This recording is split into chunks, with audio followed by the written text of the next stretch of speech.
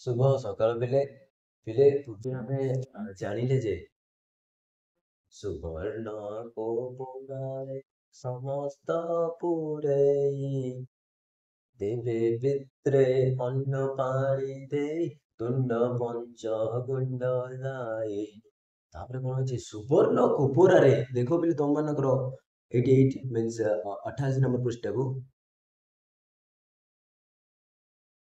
ସୁବର୍ଣ୍ଣ କୋପରାରେ ସମସ୍ତ ପୂରେଇ ଦେବ ଭିତରେ ଅନ୍ନ ପାଣି ଦେଇ ତୁଣ୍ଡେ ପଞ୍ଚ ଗୁଣ୍ଡି লাই।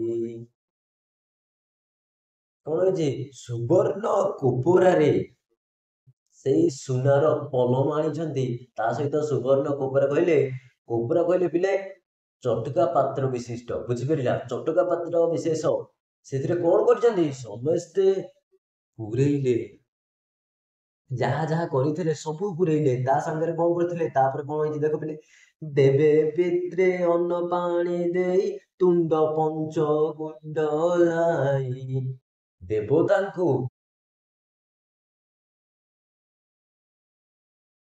ସରି ଦେବେ ଭିତରେ ଅନ୍ନ ପାଣି ଦେଇ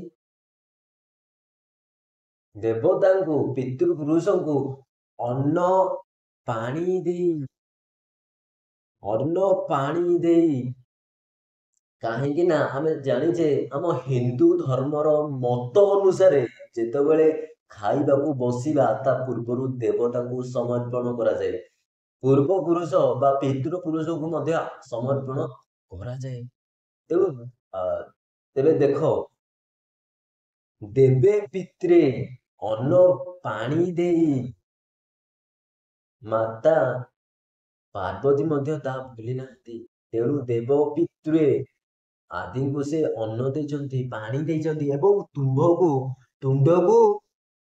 ପଞ୍ଚଗୁଣ୍ଡ লাই ତୁଣ୍ଡକୁ ଦେଇଛନ୍ତି ଖାଇବା ପାଇଁ ପରନ୍ତୁ ତାପରେ କଣ ହେଇଛି ଦେଖ ପାଣି ଆଧାର କରି ତିନି ଗୁଣ୍ଟି ଭୁଞ୍ଜି यसना के समय डमरू डिपी डिपी बाजी पानी आधार पानी आधार କରି ତିନି ଗୁଣ୍ଡି ଭୁଞ୍ଜି ପାଣି କହିଲେ ହାତକୁ ଆଧାର କରି 3 ଗୁଣ୍ଡା ଖାଇଛନ୍ତି କି ନାଇଁ ଏଇ ସମୟରେ କଣ ହେଲା ୟସନ କେ ସମୟ ଏହି ସମୟରେ ଡମ୍ବରୁ ଡିବି ଡିବି ବାଜି ଡମ୍ବରୁ ଡିବି ଡିବି ହୋଇ ବାଜିଲା ଆସିଗଲେ କିଏ ମହାଦେବ ମାନେ ଶିବ ଶଙ୍କର ଆସିଗଲେ ସଦାନନ୍ଦ ଆସିଗଲେ ତାପରେ କଣ କିରେ ସଦାନନ୍ଦଙ୍କୁ କଣ ଆଉ ସମୟ ମିଳିଲାନି କିଏ ମାତା ପାର୍ବତୀ କହୁଛନ୍ତି କିରେ ସଦାନନ୍ଦଙ୍କୁ କଣ ଆଉ ସମୟ ମିଳିଲାନି ଏଇ ସମୟରେ ଆସୁଛନ୍ତି ଠିକ ଖାଇବା ସମୟରେ ଆସୁଛନ୍ତି ହେଲେ ଖାଇବା ପୂର୍ବରୁ ଆସିଥାନ୍ତେ କି ଖାଇବା ପରେ ଆସିଥାନ୍ତେ ଠିକ ଖାଇ ବସିଛି ମାନେ 3 ଗୁଣ୍ଡା ଖାଇଛି କି ନାଇଁ ଶିବ ଶଙ୍କର ଆସିଲେଣି ହଉ ଆସନ୍ତୁ କଣ କରିବା ଆଉ ତାପରେ ଦେଖ ପିଲେ କଣ କହୁଛି ଶୁଣିଣ ଗୋସାମଣି ଯେ ବିଷାଦ ହୋଇଲେ କେମନ୍ତ କରିବି ମୋହି ଈଶ୍ୱର ବିଜେ କଲେ ଏ କଥା ଶୁଣିନ ଗୋସାମଣି ତେବେ ଗୋସାମଣି କଥା କହୁଛନ୍ତି ଗୋସାମଣି କହିଲେ କିଏ ଦେବୀ ପାର୍ବତୀ ଯେତେବେଳେ ଏଇ ଡମ୍ବରର ନାଦ ଡମ୍ବରରୁ ଡିବି ଡିବି ଶବ୍ଦ ବାଜିଛି ଶୁଣିଛନ୍ତି ବିଷାଦ ହୋଇଲେ ପିଲେ ବିଷାଦ କହିଲେ ମନ ଦୁଃଖ କରେ ବିଷାଦ କହିଲେ ମନ ଦୁଃଖ କରେ କାହିଁକି ମନ ଦୁଃଖ କରେ କାହିଁକି ନା କାରଣ ପାର୍ବତୀ ଶିବ ଶଙ୍କର ମହାଦେବଙ୍କ ବାଟକୁ ଚାହିଁ ବସିଥିଲେ ଏ ପର୍ଯ୍ୟନ୍ତ ସେ ଆସିନାହାନ୍ତି ନିଜେ ଯେତେବେଳେ ବସିଛନ୍ତି ଖାଇ ବସିଛନ୍ତି ବିଷାଦ ହେବେ କି ନାଇଁ ନା ନାଇଁ କାହିଁକି ନା ଆମର ହିନ୍ଦୁ ଧର୍ମରେ ଗୋଟେ କଥା ଅଛି ଯେ ସ୍ଵାମୀଙ୍କର ମାନେ ସ୍ଵାମୀ ଖାଇନଥିବେ ତା ପୂର୍ବରୁ ଖାଇବା ଉଚିତ ନୁହେଁ ଯେତେବେଳେ ସ୍ତ୍ରୀ ଖାଇ ବସିଛନ୍ତି ଶିବ ଶଙ୍କର ଆସିଲେଣି ଇଏ 3 ଗୁଣ୍ଡା ଖାଇଛନ୍ତି କି ନାଇଁ, କିଏ ମାତା ପାର୍ବତୀ ଇଏ 3 ଗୁଣ୍ଡା ଖାଇଛନ୍ତି କି ନାଇଁ, ଏକଥା ଯେତେବେଳେ ଜାଣିଲେ ଗୋସାମଣୀ ବିଷାଦ କହିଲେ, ଦୁଃଖ ମନ ଦୁଃଖ କଲେ। କଣ କଲେ ତାପରେ ଦେଖିଲେ, କେମନ୍ତ କରିବି ମୋହି ଈଶ୍ୱର ବିଜେ କଲେ। ଈଶ୍ୱର ତ ବିଜେ କଲେଣି, ଈଶ୍ୱର ତ ଆସିଲେଣି, ମୁଁ କଣ କରିବି? କେମନ୍ତ କରିବି ମୁହିଁ, ଈଶ୍ୱର ବିଜେ କଲେ, କଣ କରିବା? ତାପରେ ଦେଖ ପିଲେ କଣ ଅଛି, ସଂକୋଚେନ ମୁଣହି ଛାଡ଼ି ଉଠିଲେ ବେଗ ହୋଇ, ବୃଷଭ ଗୁଆଣିରେ ଲୁଚେଇଲେ ତାକୁ ନେଇ। ହୁଁ, ତାମାନେ କଣ ହେଇଛି ଦେଖ, ସଂକୋଚନ ମୁଣହି, ସଂକୋଚନ ମୁଣହି,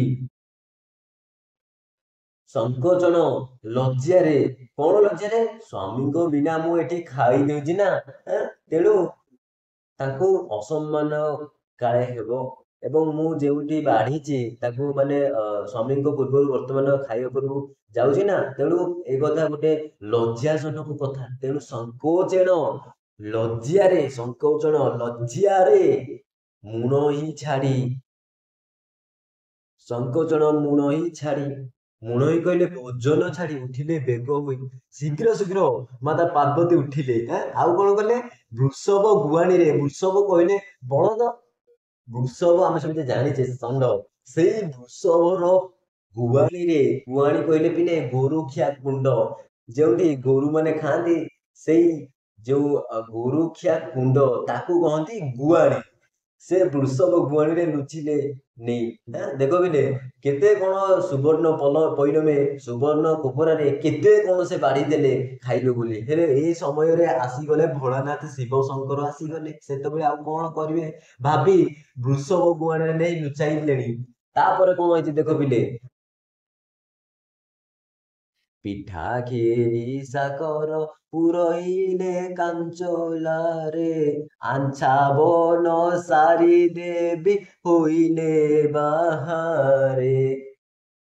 କଣ କଥା ହେଇଛି ଏଠି ଦେଖ ବିଲେ, ପିଠା ଖିରି, ପିଠା ଖିରି ସାକର, ପିଠା ଖିରି ସାକର, ଯାହା ଯାହା ସବୁ ବାଢିଥିଲେ ନିଜେ ଖାଇବ ବୋଲି, ପିଠା ବାଢିଥିଲେ, ଖିରି ବାଢିଥିଲେ ଏବଂ ସାକର ସବୁ ପୁରଇଲେ କାଞ୍ଚଲାରେ। କାଞ୍ଚଲା କହିଲେ ପିଲେ କଣ? କଂସା ବେଲାରେ, କଂସାରେ ବା ବେଲାରେ ସବୁତିକ ପୁରେଇଲେ। ପୁରେଇକି କଣ କରିବେ? ଶିବ ଶଙ୍କର ଯେମିତି ନ ଜାଣନ୍ତି, ତାଙ୍କ ବିନା ମୁଁ ଆଜି ଖାଇ ଦେଇଛି, ଖାଇବାକୁ ଯାଉଥିଲି, ତାଙ୍କ ଆଗରୁ ମୁଁ ଆଜି ଖାଉଛି, ଏହା ଏକ ଲଜ୍ଜାଜନକ କଥା। ତେଣୁ ସେ ସବୁକୁ ଯାହା ଯାହା ବାଢିଦେଲେ ସେ ସବୁ କାଞ୍ଚଲାରେ ପୁରେଇଲେ। ପୁରେଇ ସାରିବା ପରେ କଣ କଲେ? ଆଞ୍ଛା ବନ ସାରି, ଆଞ୍ଛା କହିଲେ ପିଲେ କଣ? ଆଞ୍ଛା ବନ ସାରି କହିଲେ ମୁହଁ ହାତ ଧୋଇ, ମାନେ ଖାଇସାରିବା ପରେ ମୁହଁ ହାତ ଧୋଇଥିଲେ ନା ନାଇଁ, ମୁହଁକୁ ଧୋଇ ପଇଲେ। ପାର୍ବତୀ ଆଞ୍ଛା ବନ ସାରି ଦେବୀ ହୋଇଲେ ବାହାରେ, ବାହାରକୁ ଆସିଲେ ଦେବୀ ପାର୍ବତୀ ଭୋଜନ ବାହାରକୁ ଆସିଲେ। ତାପରେ କଣ ହେଇଛି ଆସିକି କଣ କରିବେ, ଏସବୁ ପରବର୍ତ୍ତୀ ସମୟରେ ଆଲୋଚନା କରିବା। ତାହେଲେ ବିଲେ ଆଜି ପାଇଁ ବାସ୍ ଏତିକି।